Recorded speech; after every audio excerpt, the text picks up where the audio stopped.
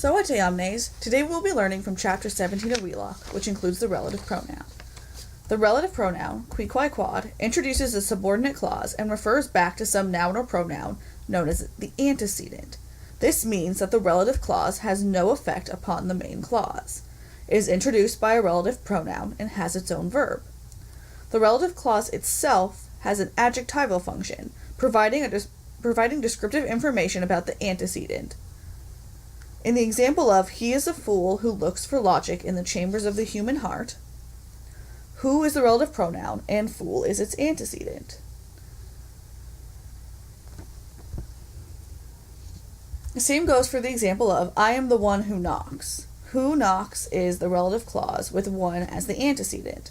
The relative phrase, who knocks, is adjectival in that it describes in more detail the one knocking. On your screen now, you can see the declension of the relative pronoun. The forms of the relative pronoun are so diverse that the only practical procedure is to memorize them. However, the genitive and dative endings huius and qui resemble huius, huic, and ilius, illi, and it is easy to identify the case number and often the gender of most of the remaining forms of the relative pronoun based on their similarity to various first, second, and third declension endings. What differs between the relative pronoun and the other pronouns in its usage and agreement? Relative pronouns refer to and essentially are equivalent to their antecedent. The relative pronoun and its antecedent naturally agree in number and gender. The case of the relative, however, is determined by its use within its own clause. This means that the relative will match its antecedent in gender and number, but not necessarily in case. Let's look at two examples of this. The first is the sentence, the woman whom you are praising is wise. In this sentence, the clause whom you are praising is a clause subordinate to the main clause, the woman is wise. This clause, whom you are praising, is used to describe the woman. Because of this, the relative pronoun would be feminine and singular, just like its antecedent. However, its use in its subordinate clause is different from femina.